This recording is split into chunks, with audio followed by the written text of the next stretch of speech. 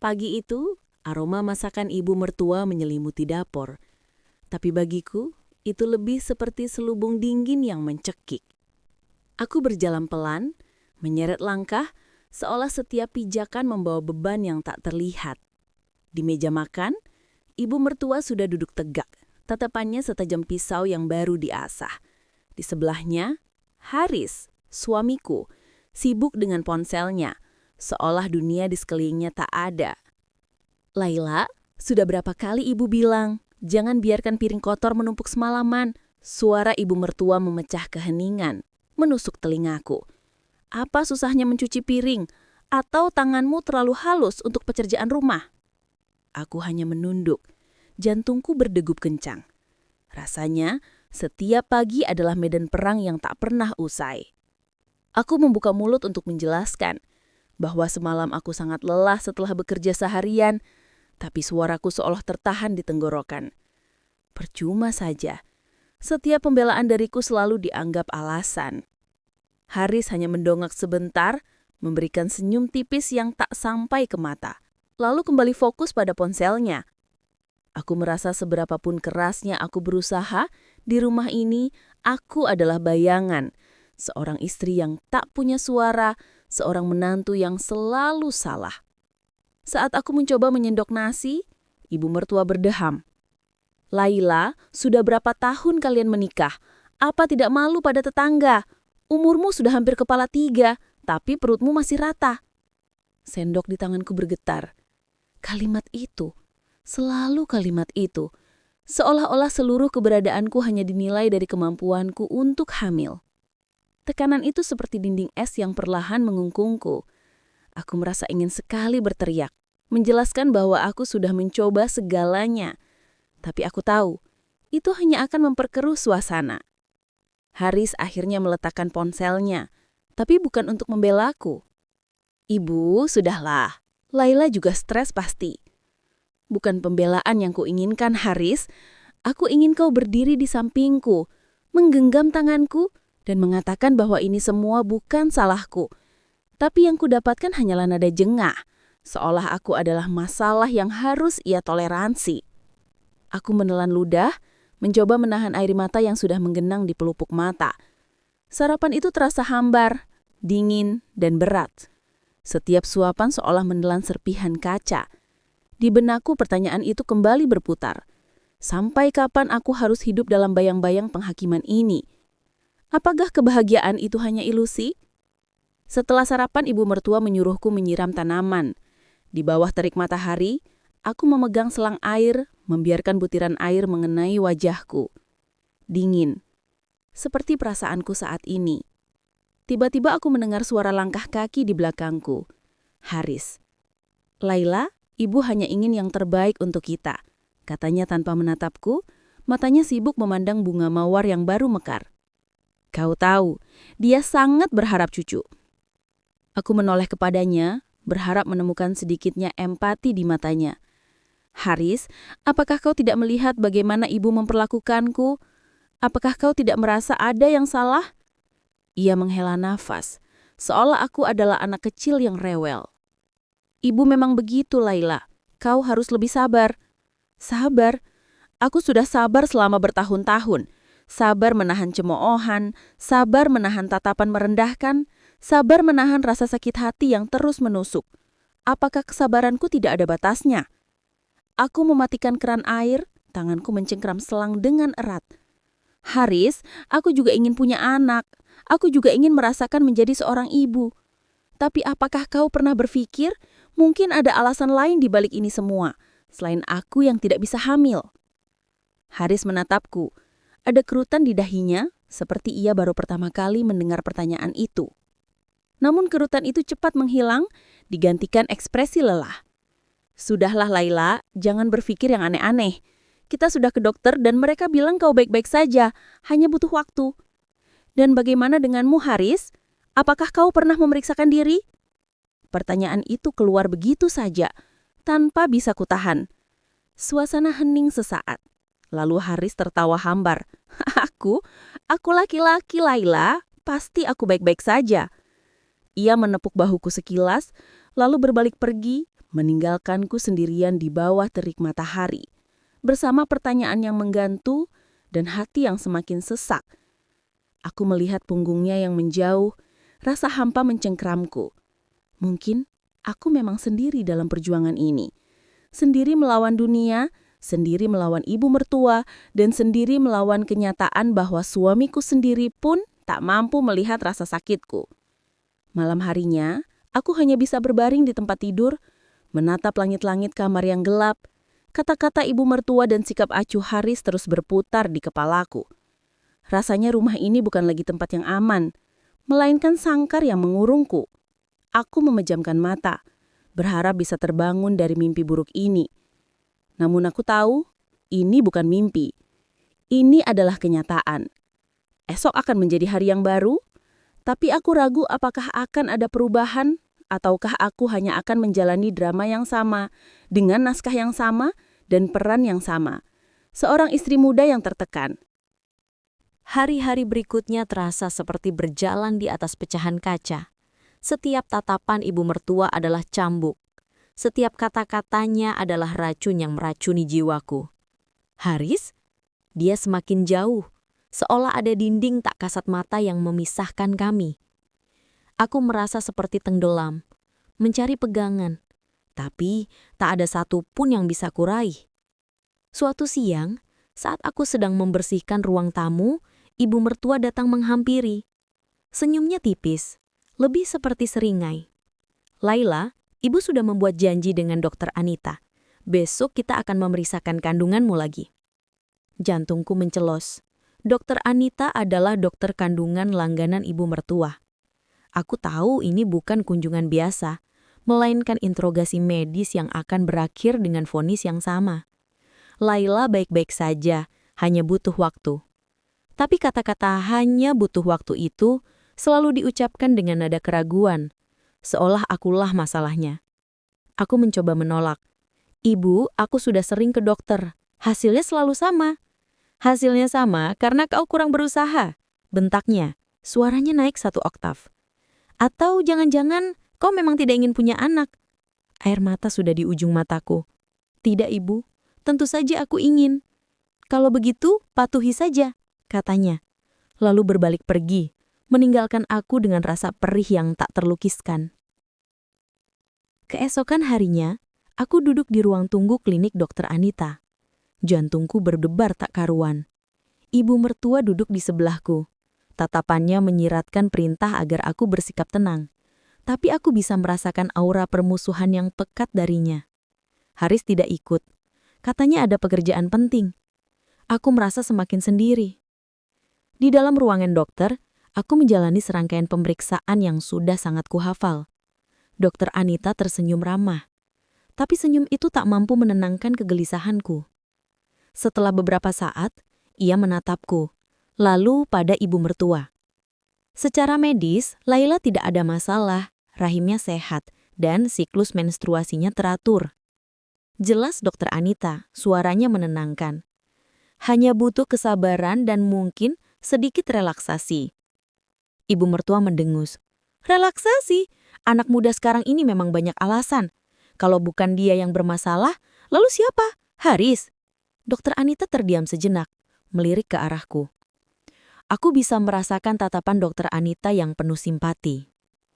"Maaf Bu, saya tidak bisa mendiagnosis orang yang tidak ada di sini. Tapi memang untuk masalah kesuburan, baik suami maupun istri perlu diperiksa." "Haris tidak mungkin," serga ibu mertua cepat. Nada suaranya berubah panik, sedikit terlalu cepat. "Dia lagi-lagi sehat." Aku mencuri pandang ke arah ibu mertua. Ada sesuatu dalam suaranya yang membuatku curiga. Sebuah kepanikan yang janggal, seolah ia menyembunyikan sesuatu. Dokter Anita hanya mengangguk, tidak melanjutkan. Sepulang dari klinik, perjalanan pulang terasa mencekik. Ibu mertua terus menggerutu, menyalahkan aku, menyindirku dengan kalimat pedas. Aku hanya diam, tapi benakku sibuk memutar ulang percakapan di klinik. Kepanikan ibu mertua saat nama Haris disebut. Sebuah firasat buruk merayapi hatiku. Beberapa hari kemudian, aku sedang menyiram bunga di halaman belakang. Tiba-tiba, aku mendengar bisikan-bisikan dari arah dapur. Itu suara ibu mertua dan salah satu kerabatnya, Bibi Siti, yang kebetulan sedang berkunjung. Aku tidak sengaja mendengar, tapi telingaku terpaku pada apa yang mereka bicarakan. "Kasihan Haris, Siti," kata ibu mertua dengan suara pelan, tapi jelas ku dengar. "Sampai kapan dia harus menanggung semua ini?" Bibi Siti menjawab, "Tapi Bu, apa tidak sebaiknya jujur saja pada Laila? Dia berhak tahu."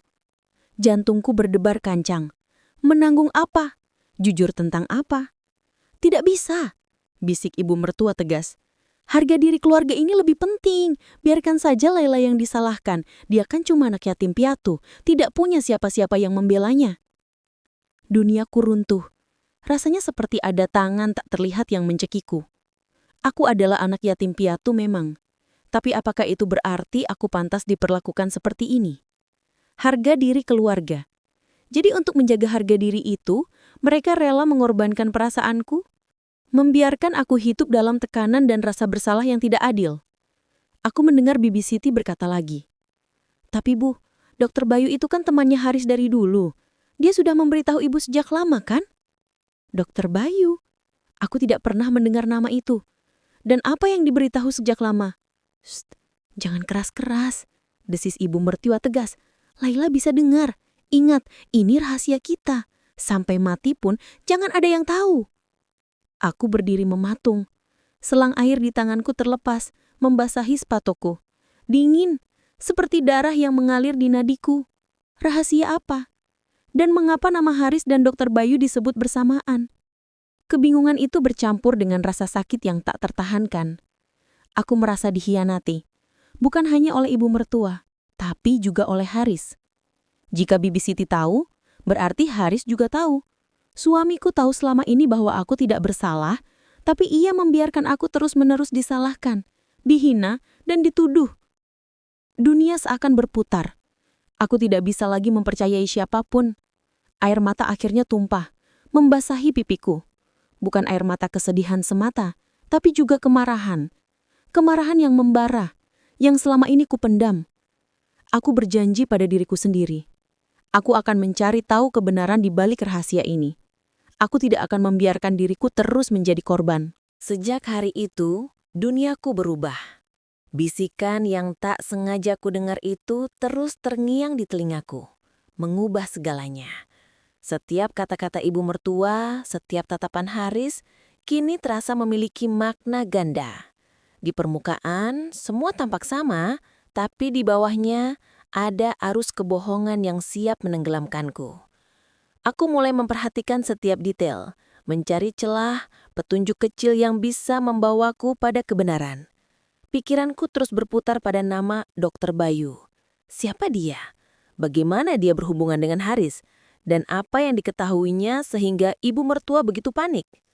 Aku tahu cara terbaik untuk mencari informasi adalah dengan mendekati Bibi Siti.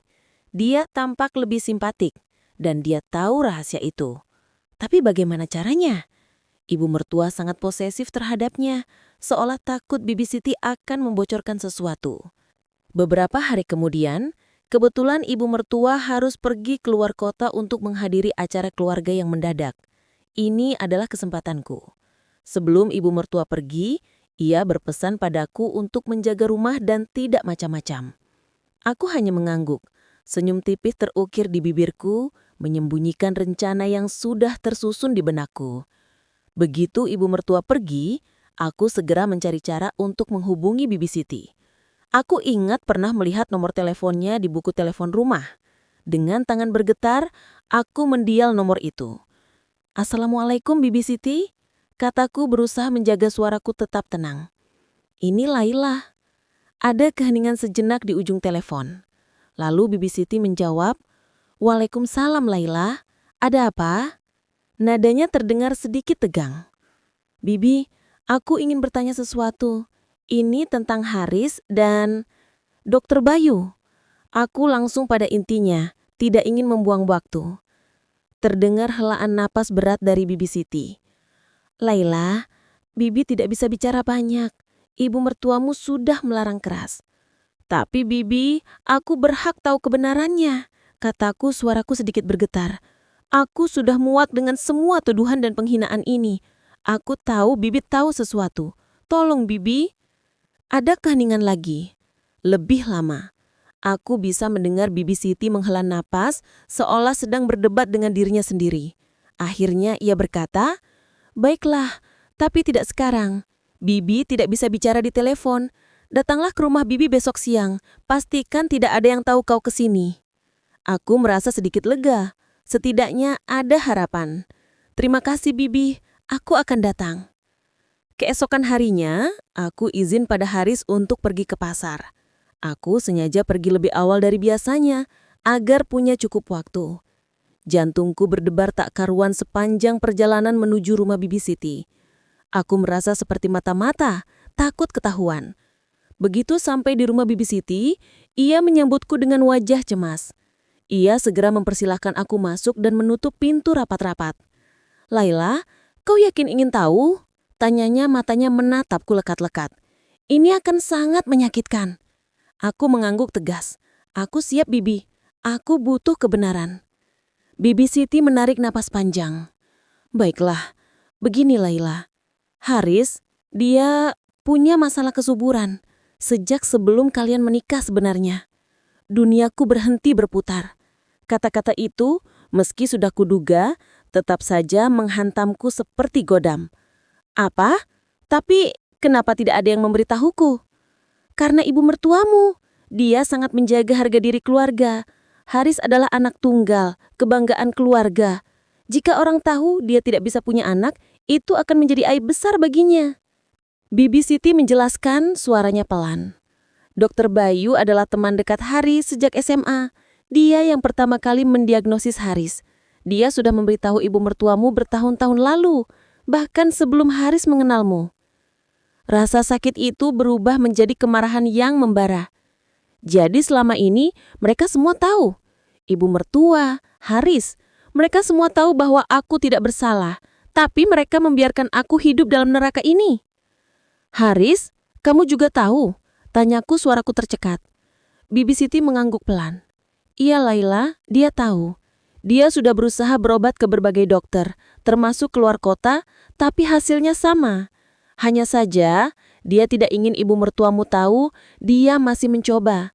Dia takut ibu mertuamu akan semakin tertekan dan menyalahkanmu lebih keras jika ia tidak bisa menyembunyikannya dari orang lain." Air mataku menetes, bukan lagi air mata kesedihan, tapi air mata kepedihan dan pengkhianatan. Haris, suamiku, dia tahu semua ini, tapi memilih untuk diam. Memilih untuk membiarkan ibunya menyiksaku secara mental dan emosional demi harga diri keluarga.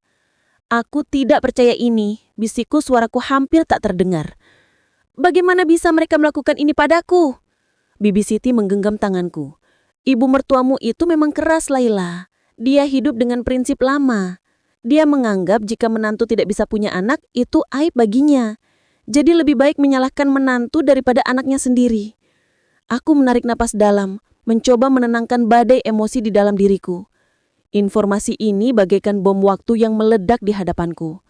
Aku merasa seperti orang bodoh yang selama ini tertipu mentah-mentah. "Terima kasih Bibi," kataku mencoba menguatkan diri. "Terima kasih sudah memberitahuku." "Laila, sekarang apa yang akan kau lakukan?" tanya Bibi Siti, tatapannya cemas. Aku menatapnya, ada tekad membara di mataku. "Aku tidak akan diam lagi, Bibi. Aku akan mencari keadilan untuk diriku sendiri. Aku tidak akan membiarkan mereka terus-menerus menyalahkan aku untuk sesuatu yang bukan salahku." Pulang dari rumah Bibi Siti, aku berjalan dengan perasaan campur aduk. Ada rasa sakit, kemarahan, tapi juga ada kekuatan baru yang muncul dari dalam diriku. Kebenaran, meski pahit, telah memberikanku senjata. Sekarang, aku tahu apa yang harus kulakukan. Drama ini harus segera berakhir. Aku tidak akan membiarkan diriku terus menjadi pion dalam permainan manipulatif mereka. Malam itu, setelah kembali dari rumah Bibi Siti, aku menatap Haris yang sedang asyik bermain game di ponselnya. Wajahnya terlihat santai, seolah tak ada beban sama sekali. Hatiku perih sekaligus marah. Bagaimana bisa dia bersikap begitu normal, padahal dia tahu aku menanggung beban kebohongan ini sendirian? Aku mencoba menenangkan diri, merangkai kata-kata yang akan kuucapkan. Aku tahu, aku tidak bisa meledak begitu saja. Aku harus tenang, tapi tegas. Haris, panggilku, suaraku sedikit bergetar. Dia mendongak, matanya menatapku sekilas lalu kembali ke layar ponselnya.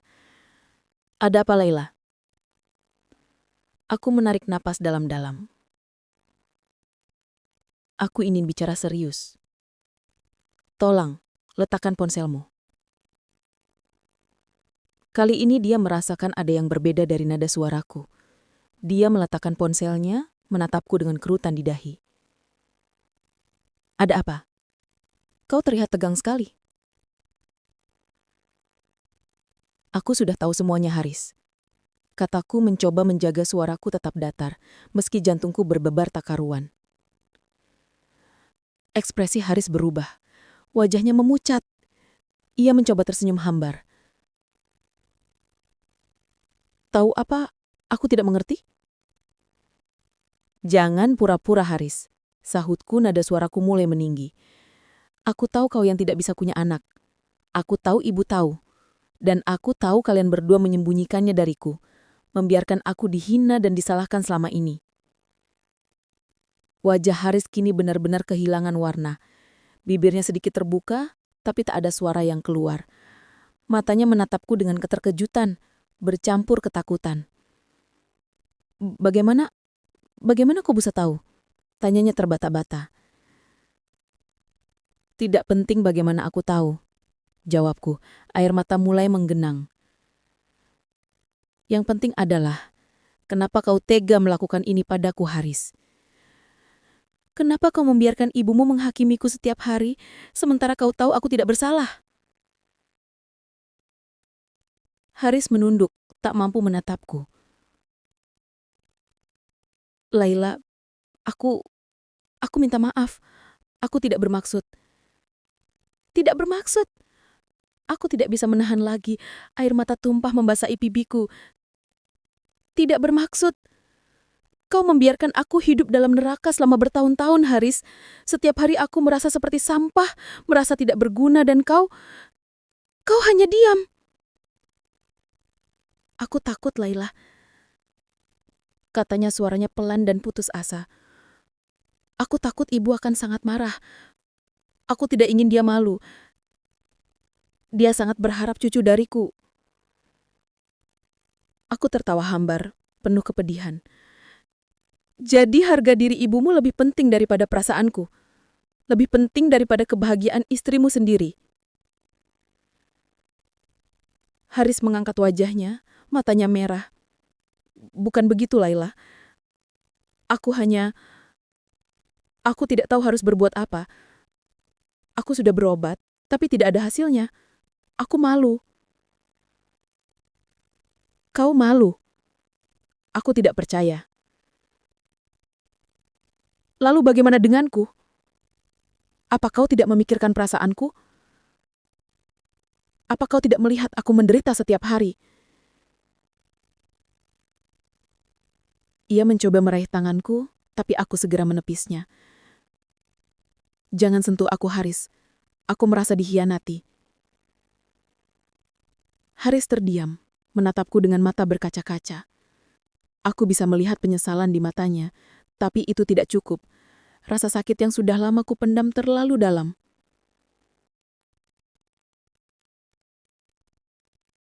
Aku tidak bisa terus seperti ini, Haris. Kataku, suaraku tegas. Kita harus bicara dengan ibu. Aku tidak akan lagi menjadi kambing hitam dalam drama kalian. Tidak, Laila, jangan. Seru Haris panik. Ibu pasti akan sangat marah. Dia tidak akan pernah menerima ini. Aku tidak peduli lagi, Haris. Jawabku. Aku sudah cukup menderita. Aku punya hak untuk hidup tenang tanpa dihantui rasa bersalah yang bukan milikku.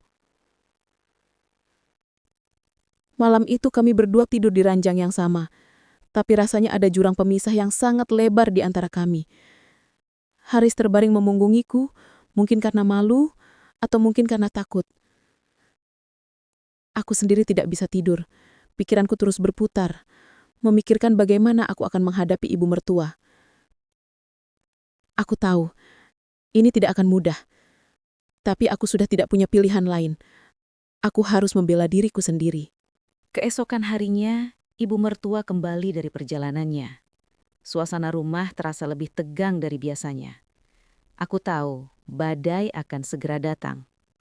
Saat makan malam, aku menunggu waktu yang tepat. Haris terlihat gelisah, sesekali melirikku seolah memohon agar aku menunda. Tapi aku sudah mengambil keputusan. Ibu, kataku mencoba mengumpulkan semua keberanianku. Ibu mertua mendongak, tatapannya dingin. Ada apa, Laila? Jangan bilang kau sudah memecahkan vas kesayangan ibu lagi. Bukan itu, ibu. Jawabku. Suaraku bergetar, tapi aku berusaha keras untuk tetap teguh. Ini tentang anak. Ekspresi ibu mertua langsung berubah. Tatapannya semakin menajam. Kenapa? Sudah hamil? Akhirnya, aku menggeleng. Bukan itu, ibu. Aku ingin ibu tahu. Aku sudah tahu kebenarannya. Seketika ruangan itu hening. Ibu mertua menatapku tajam, lalu melirik ke arah Haris dengan tatapan penuh kemarahan. Haris menunduk, tak berani menatap ibunya. Kebenaran apa yang kau maksud? Tanya ibu mertua, suaranya sangat pelan tapi penuh ancaman. Kebenaran bahwa Haris yang tidak bisa punya anak, ibu. Kataku, setiap kata keluar dengan berat. Bukan aku. Wajah ibu mertua memucat, matanya melebar dan rahangnya mengeras. Apa? Omong kosong apa ini, Laila? Aku tahu, ibu. Aku tahu semuanya. Aku tahu ibu sudah tahu sejak lama, bahkan sebelum kami menikah. Dan ibu sengaja menyembunyikannya, membiarkan aku disalahkan, dihina, hanya demi harga diri keluarga. Plak! Tiba-tiba telapak tangan ibu mertua mendarat di pipiku. Suara tamparan itu begitu keras, memecah keheningan malam. Pipiku terasa panas dan perih. Aku tidak menyangka ia akan berbuat sejauh ini. Haris terlonjak menatap ibunya dengan kaget. Ibu, apa yang ibu lakukan? Diam kau, Haris. Bentak ibu mertua, matanya menyala-nyala menatapku. Dasar wanita tidak tahu diri. Siapa yang memberitahumu omong kosong ini? Bibi Siti? Aku tidak menjawab, hanya menatapnya dengan tatapan terluka dan marah. Kau pasti sudah meracuni pikiran Haris, kan? Kau ingin menghancurkan nama baik keluarga ini? Kau ingin Haris malu? Bukan aku yang menghancurkan, ibu. Kalian sendiri yang menghancurkan kepercayaanku. Kalian membangun rumah ini di atas kebohongan. Cukup! Teriak ibu mertua. Aku tidak akan membiarkanmu bicara seenaknya di rumah ini. Aku tidak sudi punya menantu seperti dirimu. Ia berdiri, dadanya naik turun menahan amarah. Pergi, aku tidak ingin melihatmu lagi di sini. Kau boleh bawa semua barangmu dan pergi dari rumah ini. Aku terdiam, tak percaya dengan apa yang kudengar. Haris akhirnya berani mengangkat bicara. Ibu, jangan begitu. Laila istriku. Istrimu? Ibu mertua tertawa hambar. Sejak kapan kau membelanya, Haris? Dia sudah menghinamu di depan ibumu sendiri. Kau mau punya istri durhaka seperti dia? Aku menatap Haris, berharap dia akan berdiri di sampingku, membelaku. Tapi Haris hanya berdiri mematung, menunduk, tak berani melawan ibunya. Air mata kepedihan kembali membanjiri mataku. Harapan kecil yang sempat muncul, kini hancur berkeping-keping. Dia tetap tidak akan memilihku. Aku merasakan kekecewaan yang mendalam, bukan lagi rasa sakit, tapi kehampaan. Aku sadar, aku tidak bisa lagi tinggal di rumah ini. Aku tidak bisa terus hidup dalam lingkungan yang meracuni jiwaku. Aku berdiri, menatap ibu mertua dengan mata berkaca-kaca, tapi dengan tekad yang membara. Baiklah, ibu. Jika itu yang ibu inginkan, aku akan pergi. Laila, jangan! Haris akhirnya berteriak. Aku tidak mempedulikannya. Aku berbalik, berjalan menuju kamar. Setiap langkah terasa berat, tapi juga penuh dengan kekuatan baru. Aku akan pergi, dan aku tidak akan menoleh ke belakang. Ini bukan lagi akhir, tapi awal dari hidupku baru. Hidup tanpa kebohongan, tanpa penghakiman. Aku mengemasi barang-barangku dengan tangan gemetar. Setiap helaan napas terasa sesak. Di balik pintu kamar, aku bisa mendengar suara Haris yang memohon pada ibunya. "Ibu, jangan seperti ini. Laila tidak bersalah." Dan balasan keras ibu mertua, "Dia sudah berani melawan. Dia tidak pantas berada di rumah ini." Percuma, Haris tetap tak berdaya di hadapan ibunya. Dengan koper di tangan, aku keluar dari kamar, melewati Haris yang berdiri terpaku dengan wajah penuh penyesalan. Aku tidak menoleh padanya. Rasanya semua perasaan yang pernah kumiliki untuknya telah mengering, digantikan oleh kekecewaan yang mendalam. Aku berjalan melewati ibu mertua yang masih berdiri di ruang tengah, menatapku dengan tatapan penuh kebencian. Aku tidak mengatakan apa-apa. Biarlah kepergianku menjadi jawaban atas semua perlakuan mereka. Begitu aku melangkah keluar dari rumah itu, udara malam terasa dingin. Namun entah mengapa, aku merasakan sedikit kelegaan. Aku tidak tahu kemana akan pergi. Aku hanya punya sedikit uang tabungan dan ponsel di tanganku. Aku adalah anak yatim piatu, tak punya keluarga dekat. Rumah Bibi Siti mungkin adalah pilihan, tapi aku tidak ingin membebaninya. Aku memutuskan untuk mencari penginapan murah untuk malam itu. Sepanjang perjalanan, air mata terus mengalir, membasahi pipiku. Rasa sakit, marah, kecewa, semua bercampur aduk menjadi satu. Aku tidak menyangka hidupku akan berakhir seperti ini. Keesokan harinya, aku terbangun dengan mata bengkak dan kepala pening. Aku tahu, aku tidak bisa terus larut dalam kesedihan. Aku harus bangkit. Aku harus mencari pekerjaan, mencari tempat tinggal, dan memulai hidup baru. Aku mulai mencari pekerjaan apa saja. Dengan bekal ijazah SMA dan pengalaman kerja seadanya sebelum menikah, tidak banyak pilihan yang kumiliki. Akhirnya, aku diterima bekerja sebagai pelayan di sebuah kafe kecil di pinggir kota. Pekerjaannya melelahkan, upahnya pas-pasan, tapi setidaknya aku bisa menyambung hidup. Hidup sendiri ternyata tidak semudah yang kubayangkan. Setiap malam setelah pulang kerja, aku merasa sangat kesepian. Terkadang, aku merindukan masa-masa dulu saat Haris masih peduli, saat ibu mertua belum menunjukkan sisi manipulatifnya. Tapi aku segera menepis pikiran itu. Masa lalu adalah masa lalu. Aku harus fokus pada masa depan. Beberapa minggu kemudian, saat aku sedang bekerja, ponselku berdering. Nomor tidak dikenal. Aku ragu untuk menjawab, tapi akhirnya ku angkat. "Laila?" Suara itu. Suara Haris. Jantungku berdebar kencang. Aku terdiam sejenak. "Ada apa?" tanyaku dingin. "Laila, aku merindukanmu," katanya. Suaranya terdengar serak. "Aku minta maaf, aku tahu aku salah, aku sangat menyesal." Aku menghela napas. "Penyesalanmu sudah terlambat, Haris." "Tidak, Laila, aku benar-benar menyesal," katanya lagi, terdengar putus asa. Ibu sangat marah. Dia tidak mau bicara denganku. Dia mengunci diri di kamar. Rumah ini terasa sepi tanpamu." Aku tidak membalas. Aku tahu ini adalah salah satu trik ibu mertua. Tapi juga mungkin Haris benar-benar menyesal. Namun itu tidak mengubah kenyataan bahwa ia telah menyakitiku begitu dalam. "Aku tidak bisa kembali, Haris," aku katakan tegas. "Aku sudah muak dengan semua kebohongan dan drama ini. Aku butuh ketenangan." "Tapi Laila, kita bisa mencoba lagi," pintanya. "Aku janji akan bicara dengan ibu. Aku akan membelamu. Kita bisa mulai dari awal." Aku menutup mata, membayangkan wajah Haris yang dulu ku kenal. Wajahnya yang penuh kasih sayang, yang pernah membuatku jatuh cinta. Tapi kini wajah itu terhapus oleh bayangan ketidakberdayaannya, oleh sikap diamnya saat aku disakiti. "Aku tidak yakin, Haris." Aku katakan jujur. "Aku sudah terlalu lelah. Tolong Laila, beri aku satu kesempatan lagi." Suaranya memohon. "Aku akan membuktikan padamu bahwa aku bisa berubah.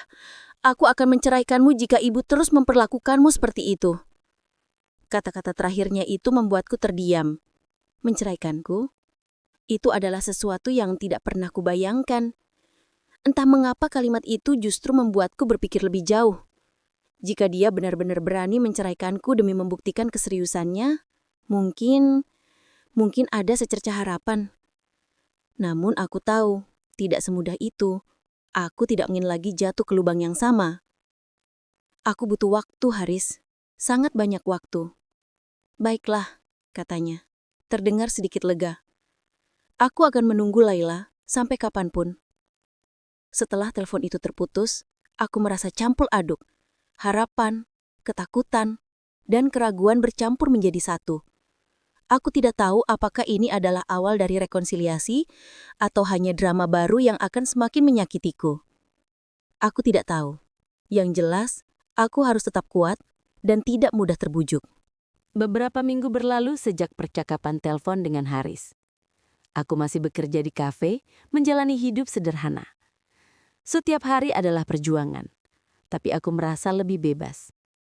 Tanpa tekanan dari ibu mertua, aku bisa bernafas lega. Namun, bayangan masa lalu dan janji-janji Haris masih mengantuiku. Suatu sore, saat aku sedang membersihkan meja, seorang wanita parubaya masuk ke kafe. Sekilas, aku tidak terlalu memperhatikan, sampai matanya menetapku lekat-lekat. Jantungku mencelos. Itu ibu mertua. Dia duduk di meja sudut, memesan teh, tapi matanya tak pernah lepas dariku. Aku merasakan ketegangan menjalar di sekujur tubuhku. Apa yang ia inginkan? Apakah ia akan membuat keributan di sini? Setelah beberapa saat, ia memanggilku. Aku mendekat dengan hati-hati. "Ada yang bisa saya bantu, Bu?" Tanyaku, mencoba bersikap profesional. "Laila," katanya, suaranya pelan tapi penuh otoritas. "Kita perlu bicara." Aku ragu. "Maaf, Bu, saya sedang bekerja." "Ini lebih penting dari pekerjaanmu yang tidak seberapa itu," sahutnya dingin. "Ikut ibu sebentar." Dengan enggan aku meminta izin pada atasanku untuk istirahat sebentar. Aku mengikuti ibu mertua keluar dari kafe menuju mobilnya yang mewah.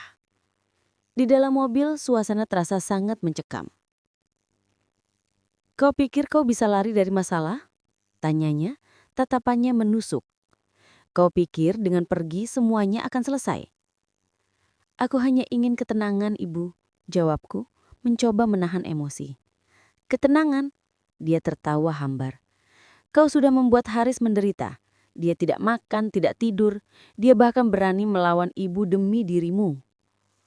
Aku menatapnya, ada nada panik di suaranya, seolah ia benar-benar khawatir pada Haris. Tapi aku tahu, kekhawatirannya lebih pada nama baik dan harga dirinya sendiri. "Itu bukan salahku, Ibu," kataku tegas. "Itu salah kalian yang menyembunyikan kebenaran." Wajah ibu mertua mengeras. "Jangan salahkan Ibu. Ibu melakukan ini demi kebaikan Haris, demi masa depannya." "Masa depan macam apa yang dibangun di atas kebohongan, Ibu? Aku tidak bisa lagi menahan diri. Apakah Ibu tidak memikirkan perasaanku? Apa Ibu tidak peduli bahwa Ibu sudah menghancurkan hidupku?" "Kau hanya anak yatim piatu yang beruntung bisa masuk ke keluarga ini," bentaknya. "Jangan lupa diri." Hatiku teriris. Kata-kata itu. Selalu kata-kata itu. "Jadi, karena aku yatim piatu, aku pantas diperlakukan seperti ini. Begitu, Bu?"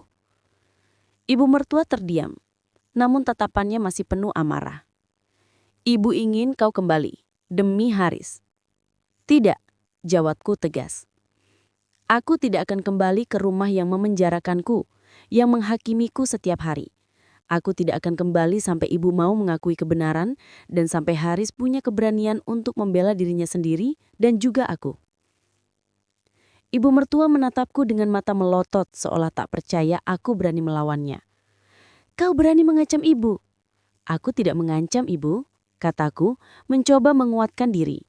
"Aku hanya mengatakan apa yang seharusnya. Jika Ibu ingin Haris bahagia, Ibu harus berani menghadapi kenyataan. Dan jika Haris ingin aku kembali, dia harus menunjukkan bahwa dia pantas mendapatkan kepercayaanku lagi."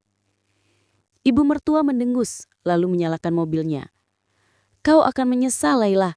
Kau akan melihatnya." Ia melaju pergi, meninggalkan aku sendirian di pinggir jalan dengan hati yang berdebar dan pikiran yang berkecamuk. Konfrontasi itu menguras tenagaku, tapi juga memberiku kekuatan baru. Aku tidak lagi takut padanya. Aku sudah menemukan suaraku. Beberapa hari setelah kejadian itu, Haris kembali menelponku. Suaranya terdengar putus asa. "Laila, Ibu marah besar padaku," katanya. "Dia tahu aku menghubungimu. Dia mengancam akan pergi dari rumah jika aku tidak meninggalkanmu.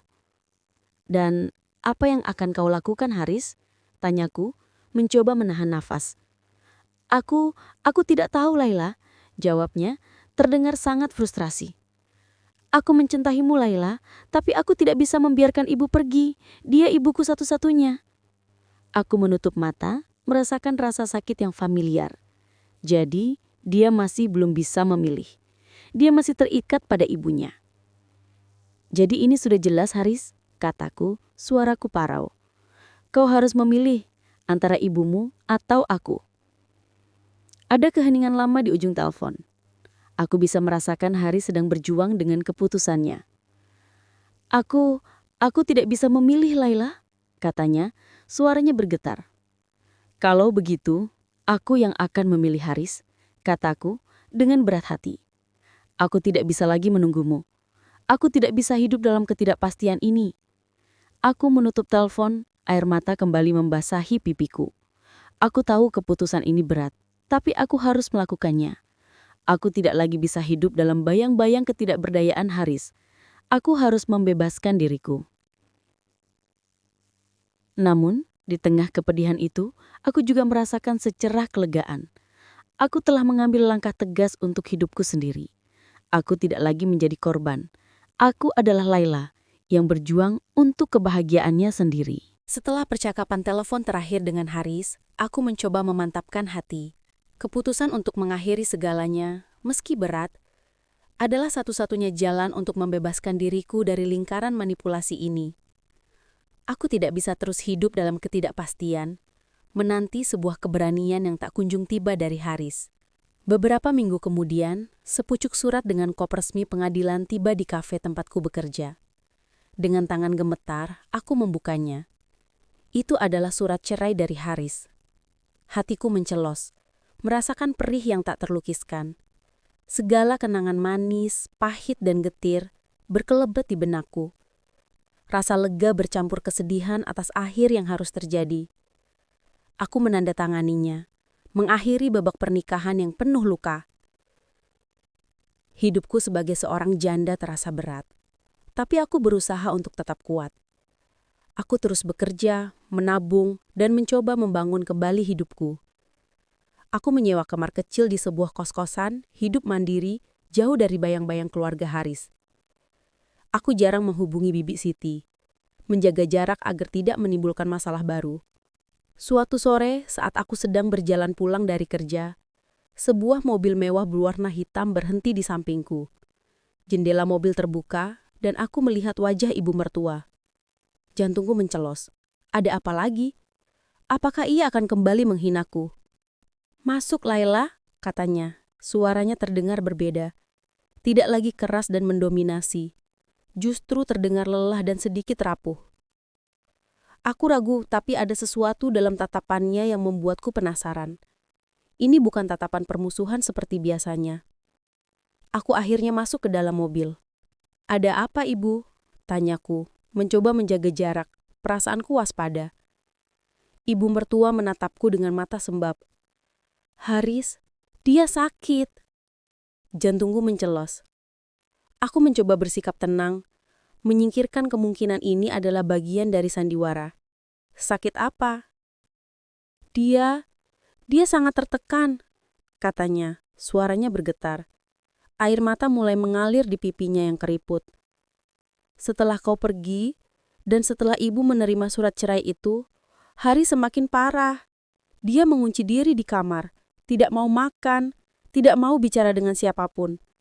Dia hanya terbaring menatap kosong. Melihat ibu mertua menangis, sesuatu dalam diriku goyah. Apakah ini kesedihan yang tulus? Atau manipulasi baru? Aku mencoba mencerna setiap kata.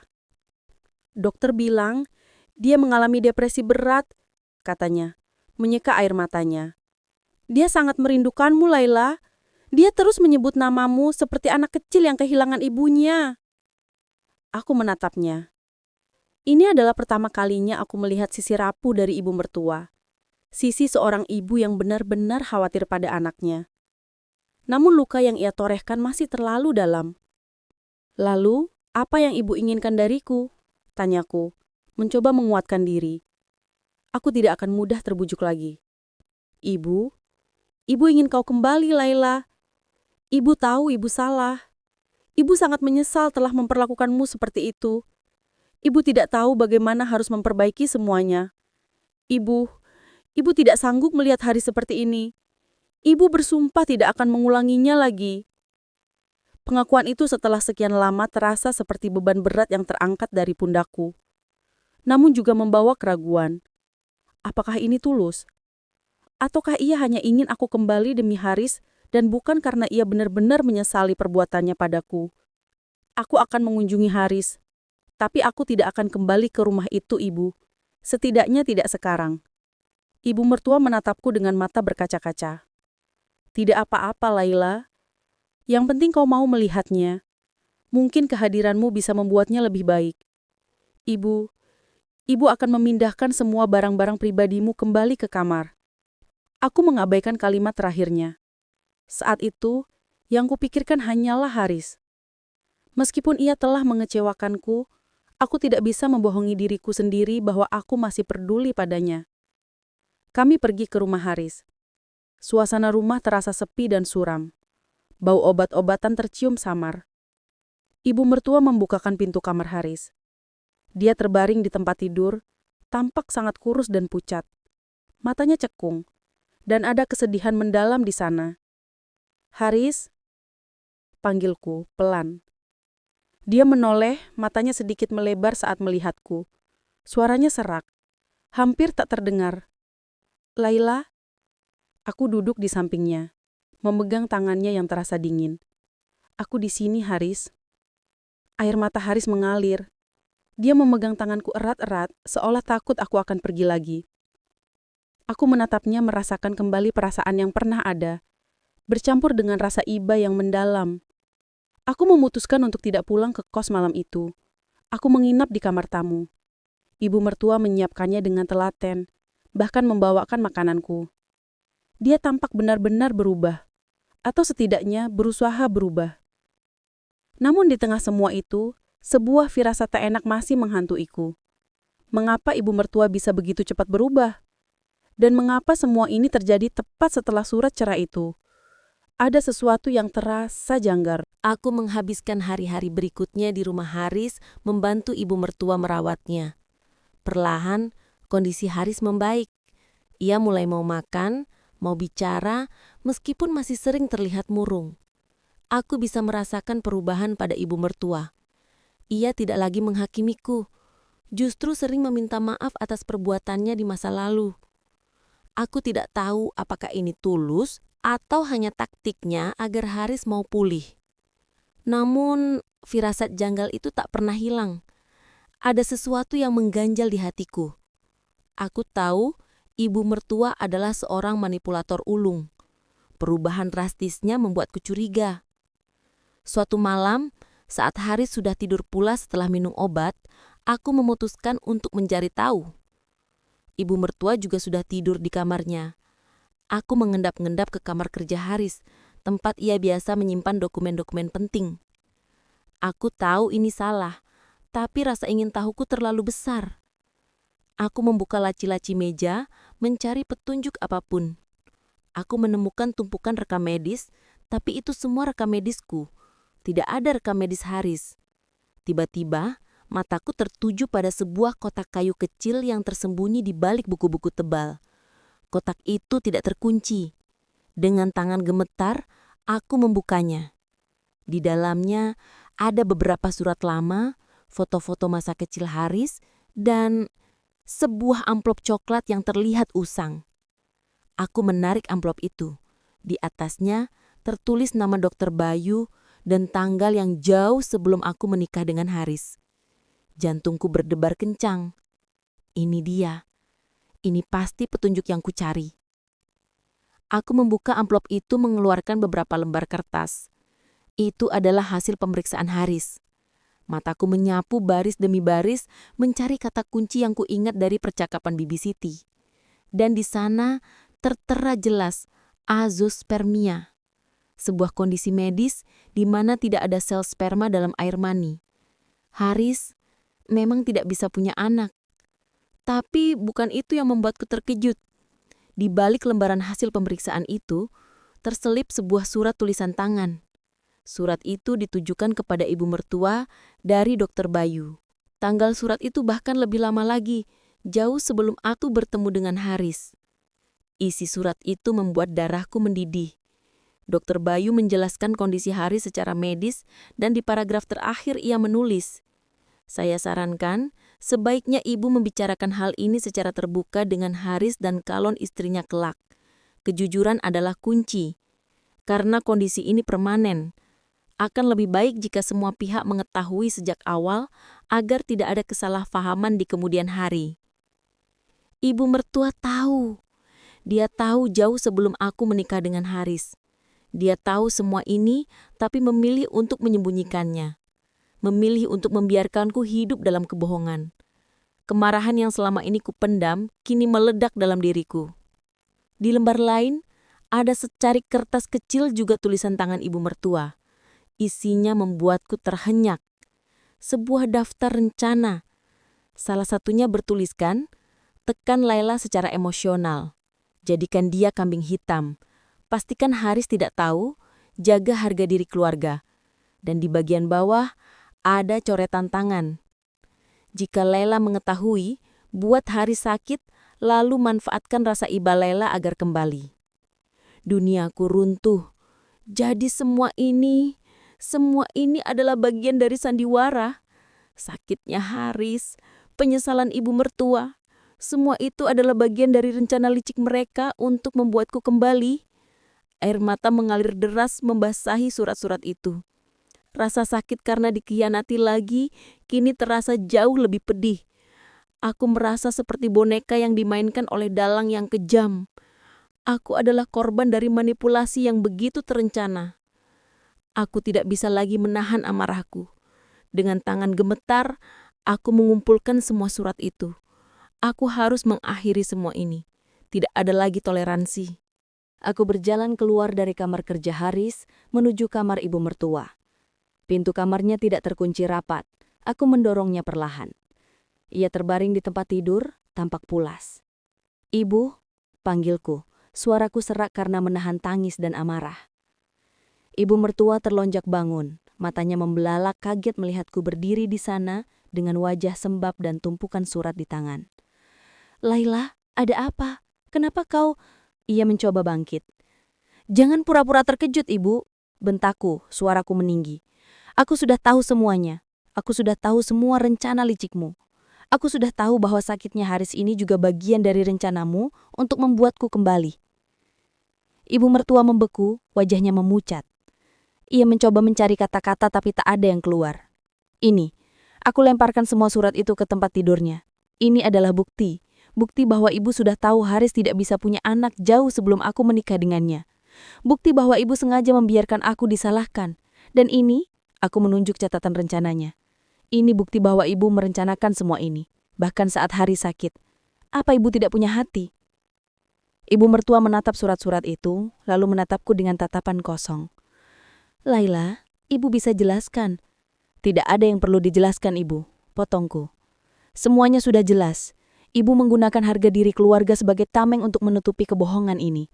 Ibu mengorbankan perasaanku, kesehatan mentalku, demi ego ibu sendiri." Tangisanku pecah. "Aku membencimu, Ibu. Aku membenci semua kebohongan ini. Aku membenci bagaimana kalian memperlakukan aku seperti sampah." Suara keributan kami membangunkan Haris. Ia berjalan keluar dari kamarnya, matanya masih terlihat lelah. "Ada apa ini? Laila? Ibu?" Aku menoleh pada Haris, menatapnya dengan kekecewaan yang mendalam. "Tanyakan pada ibumu, Haris. Tanyakan mengapa dia tega melakukan semua ini padaku. Tanyakan mengapa dia tega membiarkanmu sakit hanya untuk mendapatkan keinginannya." Haris menatapku, lalu pada ibunya, yang kini terlihat sangat kecil dan ketakutan di balik tumpukan surat itu. Ia mengambil salah satu surat, membacanya. Matanya melebar dan ia menoleh pada ibunya dengan tatapan tidak percaya.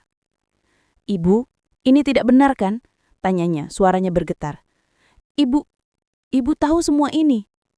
Ibu mertua menunduk, tidak berani menatap anaknya. "Haris, ibu hanya ingin yang terbaik untukmu." "Yang terbaik untukku?"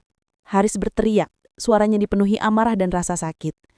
Ibu tahu aku tidak bisa punya anak, dan ibu membiarkan Laila disalahkan selama ini. Ibu menggunakan sakitku untuk memanipulasi dia. Apa-apaan ini, Ibu? Haris menatapku, matanya dipenuhi penyesalan yang mendalam. Laila, aku tidak tahu ibu sejauh ini. Aku minta maaf. Aku benar-benar minta maaf. Aku hanya menggeleng, air mata masih mengalir. Sudah terlambat, Haris. Aku sudah tidak percaya lagi. Aku berbalik, berjalan menuju pintu.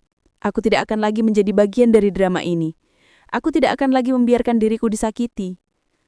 Laila, tunggu. Haris mencoba meraih tanganku, tapi aku menepisnya. Aku akan pergi, kataku tegas. Dan aku tidak akan pernah kembali ke rumah ini.